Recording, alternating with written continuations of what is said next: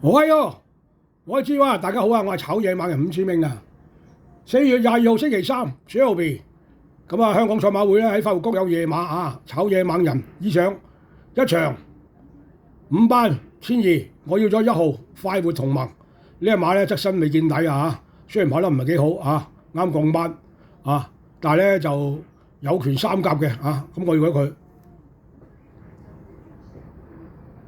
5場4班1200。我要咗7號銀刺勇士，嗱呢隻馬好穩定嘅跑得嚇，咁啊雖然狀態落咗少少，但係我認為佢咧都 OK 嘅，唔錯嘅嚇，有機會爭勝嘅三甲分子嚇，咁啊5場我要咗7號銀刺勇士，6場4班1000，我要咗4號美麗登場，嗱呢隻馬嚟講咧應該冧莊啊嚇，上個月跑得好靚 win 出嚟嚇，咁啊大熱門，咁啊潘頓嚟講咧嚇。騎上去梗係有餐市啦，係咪嚇？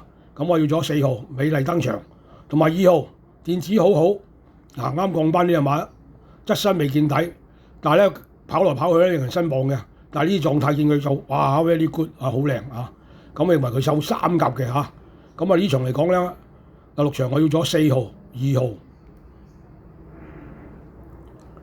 ，8場3班1800。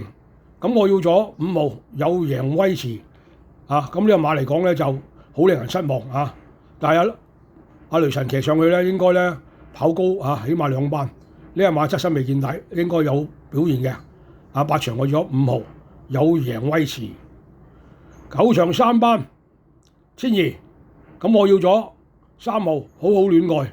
嗱呢個馬大熟當起啊！咁啊呢個馬咧應該係 win 嘅嚇。咁啊雷神騎上去咧，應該有好表現嘅嚇，坐二望一啦呢隻馬嚇。咁好啦，9場咧我要咗3號好好戀愛。